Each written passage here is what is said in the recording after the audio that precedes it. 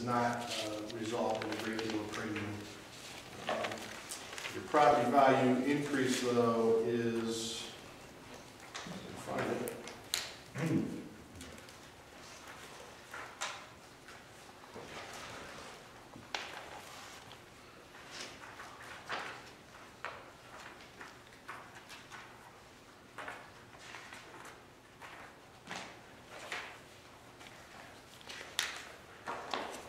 Property building values increased $314,421, and your property contents increased $23,389.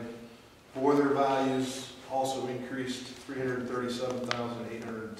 So that's all part of our blanket property limit. There was also a change on the marginal clause. Last year we had a marginal clause in our property form of 150%, that has been increased to 200%. All that means is that any building value or combination of property, building and contents that are greater than $500,000 in value at a single scheduled location, the maximum we would pay at that particular location for any loss would be 200% of the value that we show for that location. Does that make sense? Flood and earthquake are both options in our program. If that's something you wanted to look at, we'd be happy to show you those. No changes on the rest of the additional coverages or extensions, which continue on to page 11. Page 12 is the property schedule. 13 is our inland marine schedule, which is your scheduled equipment. It goes on and off premise.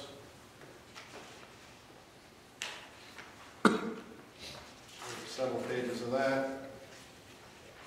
Page 15 is computer. We have a blanket computer form.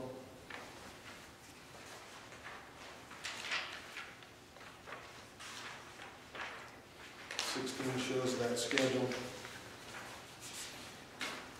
17 is our base crime package. We do have separate bonds for the trustees and several individuals that would be over and above this limit. This is coverage, this is crime coverage for those that are not required to carry a bond. There's some theft of money, forgery, funds transfer, and computer fraud coverages that are included in this crime package. Boiler machinery, it picks up a boiler explosion, but it also picks up coverage for mechanical breakdown. So anything that has a moving part to it, electrical current to it, is subject to mechanical failure. This is not a wear and tear type policy, but it does. It would pick up like an artificially generated current, so an arc in the line that may damage the panel. Okay. 19 is our terrorism coverage, and that coincides with the blanket limit that we have for property. And 20 is the liability coverage for terrorism. That did increase as well. Last year, the plan had a limit of $2 million per occurrence with an $8 million. It's now increased to $10 million with a $20 million aggregate. Should be on the premium page. Shows you the annual premium. It shows our Ohio Plan Advantage credit, which is a longevity credit that you get with our program. It is tied to performance. It's based on your 4-year loss ratio as well as compliance with our risk control recommendations. Your score on your Ohio Plan Advantage was 38 points for the loss ratio and 40 points for the risk control. So you scored very well on the risk control side. Loss ratio, we ran a little bit of a temperature and that affected the credit a bit, but still a pretty significant credit that was applied.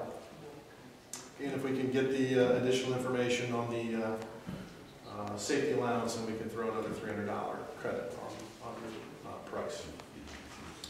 Other than that, the next page, it does show you, I did want to point out those options. It shows the options for additional uninsured, underinsured motorist coverage, what the premium is for the varying limits. We also show an option in here for an AD&D, which is an accidental death and dismemberment policy for firefighters through Provident. If If that's something you're interested in, I'd be happy to get you some additional information on that. It's a nice supplemental form that will come in and pick up some first dollar coverage for your firefighters before workers' compensation may come into play.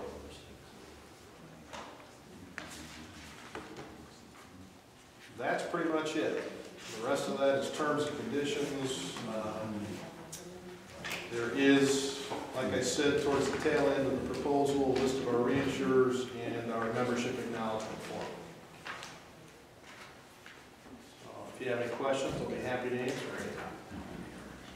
any. I don't have any questions for you, Mr. Walters. However, I do have a question for Ms. Mesmer, and that regards this additional uninsured, underinsured motorist coverage. Would that be something that we would want to look at? We should talk about it. Yeah, I mean, I don't think that there's any right or wrong answer. We had coverage automatically in the program years ago, and that was before the Scott Ponser issue. And that was essentially that decision made by the Supreme Court was allowing individuals that were non-employees to attach to employers' underinsured motorist coverage. There was a situation where the individual, I can't remember the individual case, but was driving not in the scope of employment, gets involved in an accident, they use their uninsured motorist coverage, it's not enough to pay for the injuries, so they attach to the employers. So we had really a pretty broad use of the underinsured motorist coverage. It was never the intent of the industry to provide coverage that way. There has since been tightening of the language, but at that time, there was a lot of entities that were dropping off that coverage because they did not want to have a claim that was unrelated to the business or unrelated to their specific operation to be counted against them on their loss ratio. It is in one area where first party can get coverage for their bodily injury. And I guess what I would, ask you to look at is that do you feel that your workers' compensation and health insurance or any other benefits that you have is enough? Because essentially when you add uninsured, underinsured motorists, it's an additional benefit. It's your employee having the ability to sue your insurance carrier for the uninsured or underinsured motorist, which can affect you from a loss ratio standpoint. But that being said, there's no right or wrong answer to it. I have entities that want the coverage and have it on their policy, and I have entities just like you that do not have the coverage. So it's totally optional. We do show lower limits, and it is one of those things that you can provide a lower limit of coverage if you do not want the full $1 million.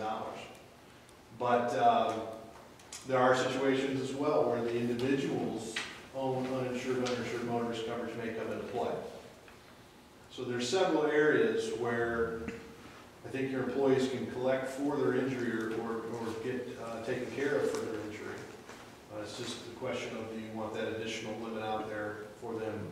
And you never know the magnitude of their injury or the seriousness of their injury. They may need it, but there's no right or wrong answer.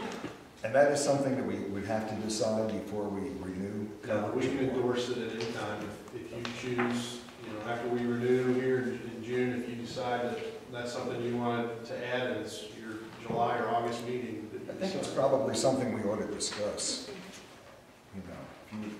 Ms. Mesmer, make a note of that. Gentlemen, do you have any thoughts regarding this? Mr. Fiscal Officer, comment. If I may, Mr. Chairman. Yes. The additional cost per vehicle or total? That's total. That's total. Thank you. Any other comments, gentlemen, concerning Mr. Walters' presentation? Any questions for you regarding our property casualty insurance? Ms. Mesmer, any comments? You're good? Okay. Okay. Sir, thank you very much for coming. Thank you. We appreciate it. Okay.